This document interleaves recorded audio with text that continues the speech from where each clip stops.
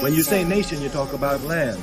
Our land is Africa. That's undeniable. This land is not our land. That what Frantz Fanon's theory, psychological theory, is that we're in a post-colonial psychology. And what he calls that is an auto-destructional stage, which is the oppressor will oppress for so long that the oppressed no longer have to be physically oppressed. They do it to themselves automatically. I'm black.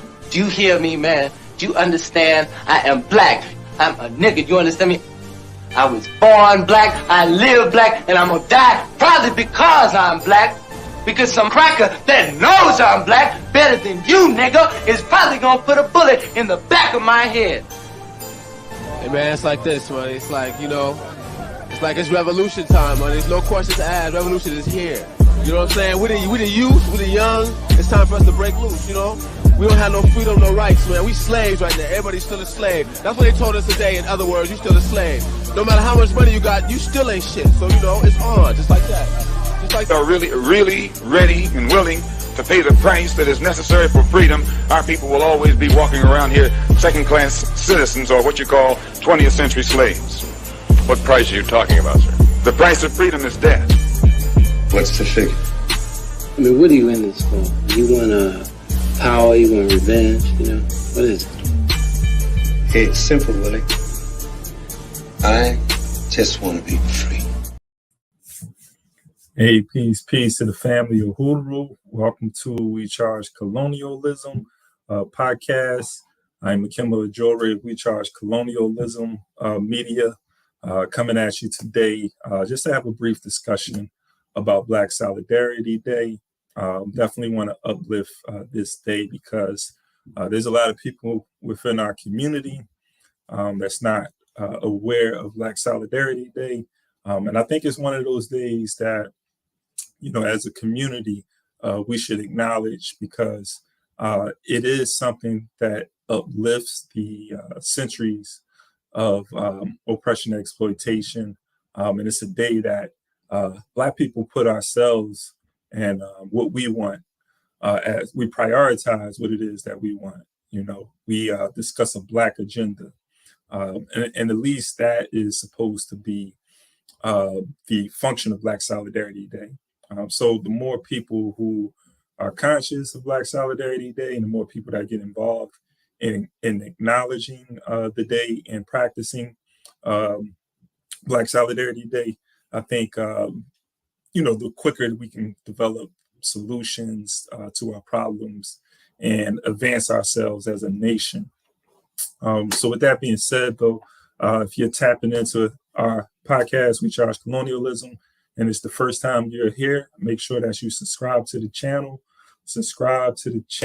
you know, so we can get the numbers up and get more people to be a part of these discussions. And if you're viewing now or viewing later, it doesn't matter. Subscribe, but also like and share, so we can definitely get our people on here and to be a part of these discussions. I want people to get on board, not just as spectators, but get on board and see how you can get involved in helping to expand We Charge Colonialism and the work that we do, getting the message out. So we're going to continue to counter the colonial media, the machine, in any way, you know, possible in all ways. And this is one of the ways that we do it. So also, you know, if you haven't, if you want to support We Charge Colonialism, you can go into the description and check out our Patreon account. You can become a Patreon member. That's one way to support us. But, you know, that's not, for me, that's not a big deal, you know. But if you do want to support us, I will admit, you know, resources do help. But we're going to continue to do this work regardless. So it's November 6th. So I just want to do a quick promo before I get into Black Solidarity Day. We're days away now, from the 60th anniversary of the Message to the Grassroots speech. Let me pull that up, share my screen. This November 10th is going to be the 60th anniversary of Malcolm's speech, Message to the Grassroots, which he gave in Detroit, Michigan. All right. But if you are in Boston or in the area, as a matter of fact, it doesn't matter where you are, get to Massachusetts, get to Boston, and be a part of the Malcolm X Symposium that is taking place this November the 10th. So just a little bit of information about it. Malcolm X Symposium, honoring 60 years of Message to the Grassroots speech. Come join us for an incredible program as we commemorate the 60th anniversary of Malcolm X's powerful Message to the Grassroots speech. This symposium will be a gathering of like-minded individuals who appreciate the significance of this speech and its impact on our society. During the symposium, we will delve into the historical context of the speech and explore its relevance in today's world. We will engage in thought-provoking discussions, listen to captivating speakers, and gain a deeper understanding of Malcolm X's influential message. Whether you are a history enthusiast, a social justice advocate, or simply curious about Malcolm X's impact on American society, this event is for you. Be a part of this in-person event and connect with fellow attendees who share a passion for social justice and equality. There will be plenty of soul food and engagement. Don't miss this opportunity to honor Malcolm X's legacy and reflect on the lasting impact of his words. Join us at the Malcolm X Symposium and be inspired. Don't miss out on this remarkable gathering. Mark your calendars and join us at the Malcolm X Symposium. And the symposium is going to be located at MIT, as you can see, 142 Memorial Drive, Cambridge, Massachusetts, at MIT, November 10th. Doors open at 1 p.m. So I'm going to put the link. I'm going to put the link for you to register in the chat right now.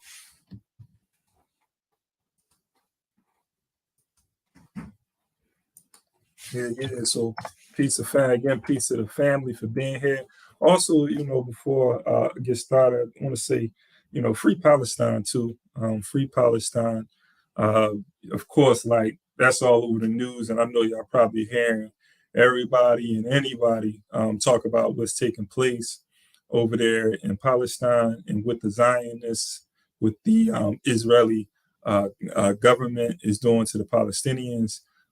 It's unfortunate, we sitting here in 2023 and we're just like witnessing a genocide happen live. And it's crazy that, the governments of the West, it's not crazy because this is what I expect from them. They're in full support of it. And so it's going to take the people, on the ground, the masses, the grassroots, as we talk about Message to the Grassroots, it's going to take the grassroots to really put the pressure on all of the governments that is supporting what's taking place over in Palestine. And, I think it's important that we speak on it, especially as African people who are also victims of colonialism, settler colonialism, of the oppression and exploitation of the colonial state. And Israel is an extension. It's an extension of Western imperialism and colonialism over there in the Middle East. And so, we definitely need to push back and resist Western expansion. Because if you look at the history, before there was Israel, the state of Israel, you had Britain, you had Russia, you had imperialist nations looking to expand their control over that territory. There was conflicts happening between the Russians before so I'm talking about going back to the 1800s. All right, just so we're clear. And over there in that territory, struggling with the Ottoman Empire, and struggling even after the fall of the Ottoman Empire, struggling over who was going to have control over the territories that we know as of Afghanistan, Iraq, Syria, even, so recently, when you see, today when you see struggles in Russia over there supporting the Syrians, and you have these sort of like proxy wars that are taking place, right? Or indirect conflicts that's taking place over there. This is over a century long struggle that's taken place for the control over the vast amount of resources, oil in particular, in that region. And so when we see the propping up of Israel over there, and I hope my internet's cool, but when we see the propping up of Israel over there, that's strategic. Was a strategic move by the imperialists to have control in that, or have a presence in that region. And so, there's a lot of things. Is geopolitics involved in this? It's more than just a religious conflict that's taking place over there. We're talking about resources and control of land, right? And so, I'm going to continue to talk about that, continue to talk about what's happening in Sudan, continue to talk about what's happening in Congo and other places. So make sure y'all tap in, man, because we're going to uplift, all of I think, if anything, what's happening in Israel and Palestine, with people paying so much attention to what's taking place, I think is a great opportunity. Don't want to sound like opportunists, but it is an opportunity to uplift the other atrocities, man, that is taking place, particularly on the African continent. Because if we're concerned about the genocide that's taking place over there, then we can get people to begin to observe and look at what's happening in Africa, because there's genocides that's taking, ethnic cleansing that's taking place in Africa as well. So we're going to continue to uplift all of that and push back against colonialism, because I don't get into the whole, who likes who sort of thing, which I think is a crazy, stance. Because at the end of the day, I'm materialist, man. I'm like, we're all human beings at the end of the day, right? I'm far removed from, this idea of somebody coming from another planet and things like that. And so, when I look at why we struggle against, our struggle is against Europeans per se, it isn't, because Europeans and, what they did 500 or 600 years ago. And, and we're continuing to hold a grudge or some animosity or dislike because of something they did 600 years ago. No, it's the continuation of what happened 500 and 600 years ago. If white folks didn't have the power to control our lives and to brutalize us, then there wouldn't be any need to have any animosity or dislike against a people who can't exercise power over you. It's the point. Because they have the power and control to continue to oppress and exploit us, is why we call Europeans out. That's why we call white people out. But it's not because of their white skin. It's because of the relationship that we have with them. And so when it comes to any group of people, we can't be sensitive and get into the way people feel and so forth. I think that's a ridiculous argument. We got to be against oppression, exploitation of any group of people. If we don't call it out, oppression and exploit. I mean, Dr. King talked about oppression. Injustice somewhere is an injustice everywhere. I probably, but y'all get it. Paraphrasing, but and as Malcolm X, as we in the spirit of Malcolm X, as we was just talking about the 60th anniversary coming up of the message to the grassroots. What did Malcolm teach us? He said, freedom for everybody or freedom for nobody. And that applies to anybody, freedom for the Palestinians or freedom for nobody, so freedom for, if we want freedom, we're struggling for freedom. We have to be against all forms of oppression and exploitation, because why would someone support our movement, right? And when we look at it, again, we look at even the atrocities of Africans against other Africans, right? Do we begin to point out particular ethnic groups, which we see happening on the continent now, where you have tensions between different ethnic groups because of the history they may have, right? And so we have to overcome that. But what do we say? We support the Tutsis and not the Hutus? Or we begin to be selective on what ethnic groups that we support? No, as African people, we look to unite with all Africans. And this is in the spirit of Black Solidarity Day. And before I get into that, let me just play this video from the spook who sat by the door that sort of speaks to my sentiment about all of this and why we're in this particular struggle. What's our goals? What's our objectives? Let's get it. Get your education, boy, she used to say. Because that's the only thing the white man can take away from you. And she was right. I can't figure you, man. What's the figure? I mean, what are you in this for? You want power, you want revenge, What is it? It's simple, Willie. I just want to be free. How about you? So do I. And I hate white folks. Hate white folks. This is not about hate white folks. It's about love and freedom enough to die or kill for it if necessary. Now you're going to need more than hate to sustain you when this thing begins. Now if you feel that way, you're no good to us and you're no good to yourself. You ever kill a man, Willie? No. I have in Korea. And when you spill a man's guts in the gutter, you see how fast hate disappears, unless you like killing, and I don't think you will. Now some of the Cobras will. Stud will. Why Stud?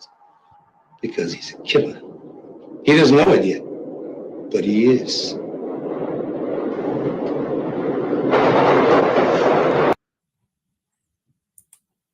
That's a fact. We in this for freedom all day. So many people talk, revolution so loosely, right? And going back to the 60th anniversary of the Message to the Grassroots speech, and Malcolm talks about revolution and how many people are using this word revolution loosely, right?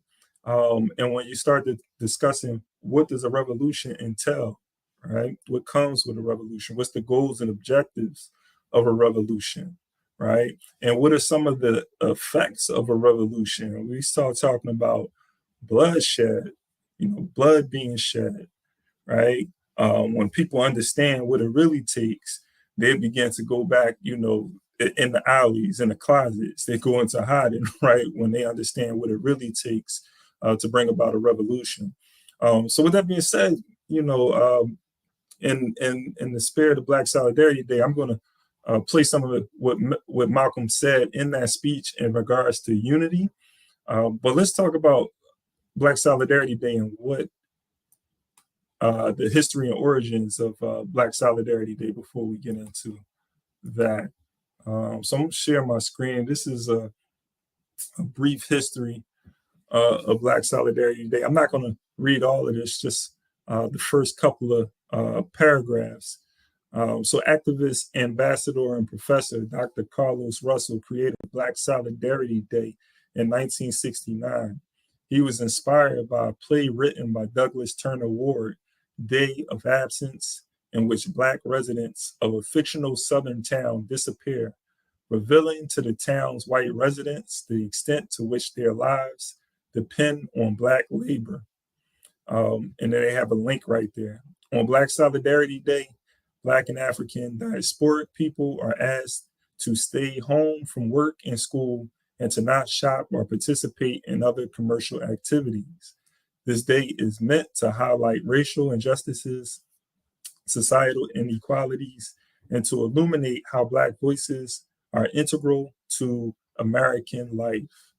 All right. So that's just a short little history origin.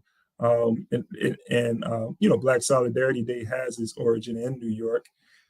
I've been organizing Black Solidarity events for about the past 4 or 5 years, I think, like right before the pandemic happened.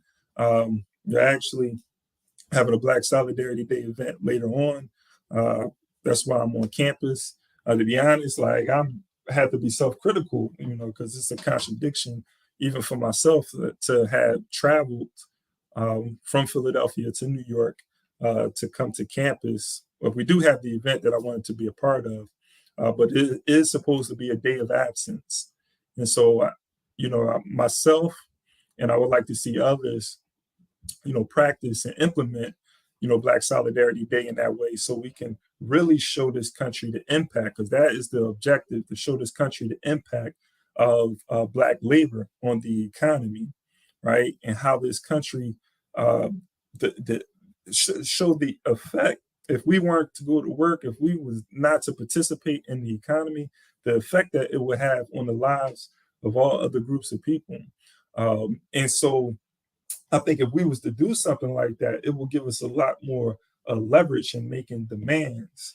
And it's, the ultimate, this is We Charge Colonialism. The ultimate goal is nation building, right? To separate from the political economy, the capitalist colonial economy. That's the ultimate goal, because we have to develop a system that's not rooted in oppression and exploitation. But with that being said, developing strategies to sort of give Black people at least some sort of political economic edge within the system, right? Until we can get to that point, we can raise enough, make enough people aware of what the ultimate objective should be, right? Then, there's things that we can do, but it can't, reform of the system can't be the ultimate goal, so we have to keep that in mind. But what I want to do is, Malcolm, going back to Message to the Grassroots, I'm going to play some of the speech, and I'm going to stop it from time to time. But I want to play maybe about 5 or 6 minutes of it, because he, in the spirit of Black Solidarity Day and the Message to the Grassroots, he opens up and he talks about Black solidarity. He talks about unity.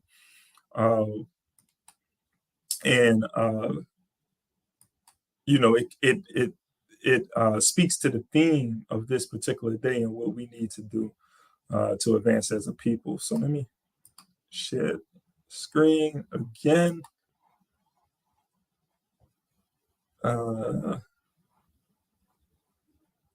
Are we here? Okay.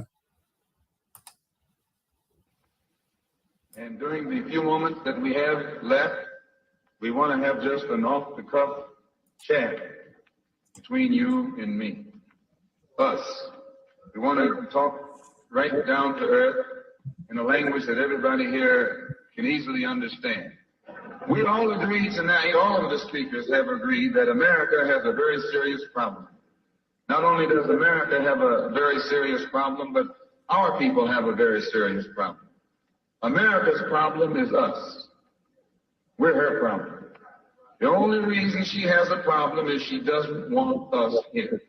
And every time you look at yourself, be you black, brown, red, or yellow.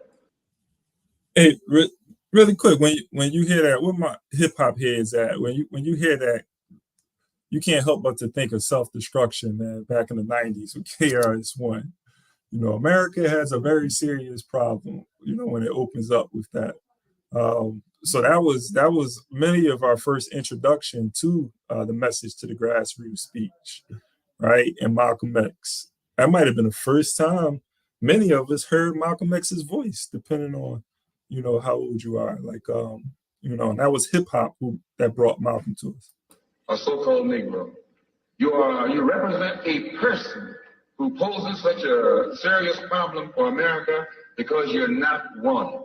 Once you face this as a fact, then you can start plotting a course that will make you appear intelligent instead of unintelligent. What you and I need to do is learn to forget our differences.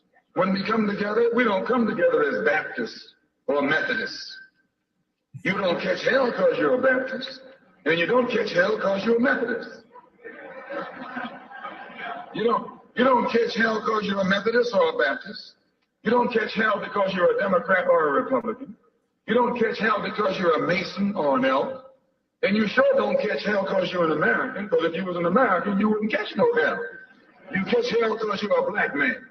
You catch hell. All of us catch hell for the same reason. So we are all black people, so-called Negroes, second-class citizens, ex-slaves. You are nothing but an ex-slave. You don't like to be told that. But what else are you? You are ex-slave. You didn't come here on the Mayflower. You came here in a slave ship, in chains, like a horse or a cow or a chicken. And you were brought here by the people who came here on the Mayflower. You were brought here by the so-called pilgrims or founding fathers. They were the ones who brought you here. Yeah, I want to stop it right here really quick, just to appreciate the way that Malcolm is developing his argument that he's going to make in regards to unity, right? Or this demand or ask, however you want it, is more so, he's advising Black people to unify, but he's setting it up though. He's getting this first thing he wants us to acknowledge is that there is this one person, this sort of, this common denominator, right? When it comes to who is causing the misery, who is doing the oppressing and exploiting, right? And who that person is, and how they are developing as a group of people, right? Separate from all other groups of people, how they're developing and creating an identity for themselves and their history, this history that they have, right? The pilgrims coming here. So he's giving you this history and this group of people and everybody, as far as Black people, being able to identify, okay, this singular common person that has something in common that's different from us. So just like recognizing that separation, but I'm just appreciating how he's like developing this, right? Getting us to think. And if this is the first time you're hearing this, just thinking about the people who are there in the crowd listening to him, right? They're listening and seeing, okay, where is Malcolm going with this? You can't help but think that if this is the first time, okay, where is he going with this? And we're going to see that in a second. We have a common enemy. We have this in common. We have a common oppressor, a common exploiter, and a common discriminator. So once we all realize that we have this common enemy, then we unite on the basis of what we have in common. And what we have foremost in common is that enemy, the white man. He's an enemy to all of us. I know some of you all think that some of them are enemies. Time will tell. In Bandung, back in, I think, 1954, was the first unity meeting in centuries of Black people. And once you study what happened at the Bandung Conference and the results of the Bandung Conference, it actually serves as a model for the same procedure you and I can use to get our problem solved. At Bandung, all the nations came together. There were dark nations from Africa and Asia. Some of them were Buddhists. Some of them were Muslim. Some of them were Christian. Some of them were Confucianists. Some were atheists. Despite their religious differences, they came together. Some were communists. Some were socialists. Some were capitalists. Despite their economic and political differences, they came together. All of them were black, brown, red, or yellow. The number one thing that was not allowed to attend the Bandung Conference was the white man. He couldn't come. Once they excluded the white man, they found that they could get together. Once they kept him out, everybody else fell right in and fell in line. Hey, just really quick on that point too. This understanding and knowing who the enemy is and making sure that you exclude the enemy, right? And he talked about how, like bringing in the enemy, bringing in the white man could cause division among the group of people. This is a history. This is known history because they have a history of causing division among nations. And this is easily done when they can see divisiveness among a nation and the groups of people who are part of that nation. They'll come in and exploit that, right? Because at the end of the day, they're going to work in their interests as well. They're not going to have a Black agenda. They're going to have a white agenda or a European agenda, right? And so if they can find a group within a nation that can help them push forth their agenda, then they're going to support that group. They'll put resources behind it, right? But it will be in the interest, it will go against the interests of the Black nation, who needs to work together despite any contradictions that they may have. If they don't work through those contradictions and allow for an outsider to come in and cause division, then it will be easier for that outsider to be able to control and exploit both groups. It weakens that group, right? And so I think this is an important point that he made. Again, this is a lesson that Malcolm is giving us right now, and he's using some history as an example. This is the thing that you and I have to understand. And these people who came together didn't have nuclear weapons. They didn't have jet planes. They didn't have all of the heavy armaments that the white man has. But they had unity. They were able to submerge their little petty differences and agree on one thing, that though one African came from Kenya and was being colonized by the Englishmen, and another African came from the Congo and was being colonized by the Belgians, and another African came from Guinea and was being colonized by the French, and another came from Angola and was being colonized by the Portuguese. When they came to the Bandung Conference, they looked at the Portuguese and at the Frenchmen and at the Englishmen and at the other Dutchmen, and learn or realize that the one thing that all of them had in common, they were all from Europe. They were all Europeans, blonde, blue-eyed, and white-skinned. They began to recognize who their enemy was. The same man that was colonizing our people in Kenya was colonizing our people in the Congo. The same one in the Congo was colonizing our people in South Africa and in southern Rhodesia and in Burma and in India and in Afghanistan and in Pakistan. They realized all over the world where a dark man was being oppressed, he was being oppressed by the white man. Where the dark man was being exploited, he was being exploited by the white man. So they got together under this basis, that they had a common enemy. And when you and I here in Detroit and in Michigan and in America, who have been awakened today, look around us, we too realize here in America, we all have a common enemy. Whether he's in Georgia or Michigan, whether he's in California or New York, he's the same man. Blue eyes and blonde hair and pale skin. Same man.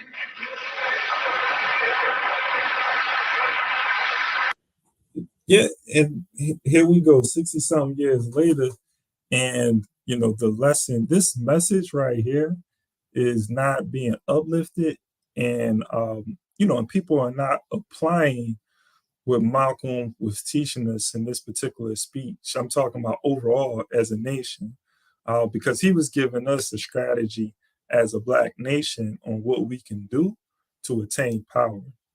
And he's talking about unity in the spirit of Black Solidarity Day. He's talking about unity, us putting our differences to the side and recognizing who the enemy is. If the white community, if there are people who's going to get behind a Black agenda, because we haven't presented a Black agenda talking about nation building, right? That has gained wide support from the white community. Of course, they supported civil rights, the white left in particular, the civil rights movement, which is talking about integrating, is talking about rights, which only, it will only benefit white people at the end of the day. Well, let me put it like this. The benefit in that it benefits the white community more than the black community because all of that, though, we're talking about integration. We're talking about more jobs for black people. All that does is give more bodies to exploit in the capitalist economy. That's all. Yeah, you can work for us. We want them. Give them the right to vote. Right? Who are they voting for? They're voting for white presidents, right? White senators, right? So the political economy is still in control of white folks, but what it does is it gives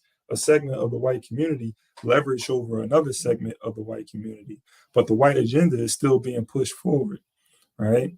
And so that's what we get. But when we talk about a black agenda and we're talking about nation, where's the masses of white people supporting the UNIA or the Republic of New Africa, right? Or the African People's Socialist Party, or the Malcolm X grassroots movement, or the Black Alliance for Peace, And I'm not talking about individuals. I'm talking about the masses of people who look at the agenda that they have, or the Black is Black coalition. They look at the agenda that these organizations have, and they're supporting it with resources, time, and everything. I'm talking about, where are the white folks in mass that's supporting it? You won't see it. You'll see individuals, you'll see small groups doing it. But as a nation, they'll never get behind it, right? Because it will be a threat to white power. So, Malcolm I'm gonna play, let me play one more minute.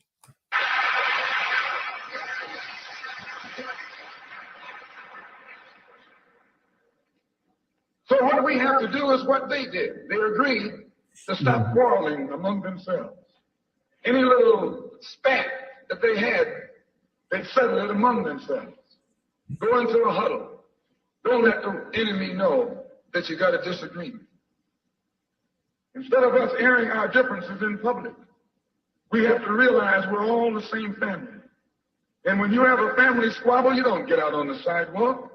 If you do, everybody calls you uncouth, unrefined, uncivilized, savage.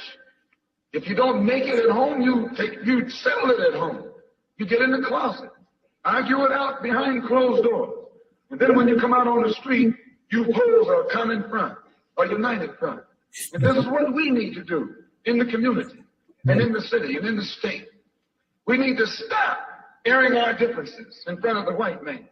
Put the white man out of our meeting, number one, and then sit down and talk shop with each other. That's all you gotta do. Man, there we go. Let me stop that. I think that's a great message on Black Solidarity Day to push, as Malcolm message, to the grassroots. That's how he started. He started the speech off by talking about solidarity, talking about unity. Right. And so, make sure you uplift this day. Like I said, I think the more people we get from our community, Black community, to acknowledge Black Solidarity Day and its purpose, I think it will help us at least, get past the differences that we have internally among the Black community, because there are political differences, there's ideological differences that we have that sometimes keeps us from coming together in the interest of the whole. Sometimes we get so caught up in our individual or group, personal group interests, that the community, the Black community as a whole suffers, right? The Black community, the Black community doesn't get anything out of their organization, the Black organizations now working together. So if we can, even if it's, just on a particular, particular issue, whether we're talking about gun violence or drug abuse or homelessness or housing, whatever the issue is, coming together and saying, hey, despite our ideological differences, this is something that if we pull our resources together, and we get together as Black people, we can solve this problem overnight, right? And we have yet to see this happen when it comes to these very serious issues. So, hopefully Black Solidarity Day can be the day to get people to do that. This is something that's been around since 1969. Sometimes it takes a while, like Juneteenth, right? Sometimes it takes a while for our community to become conscious and aware of these particular days. And this is something that was created. This is the grassroots. This is something that was created from the grassroots.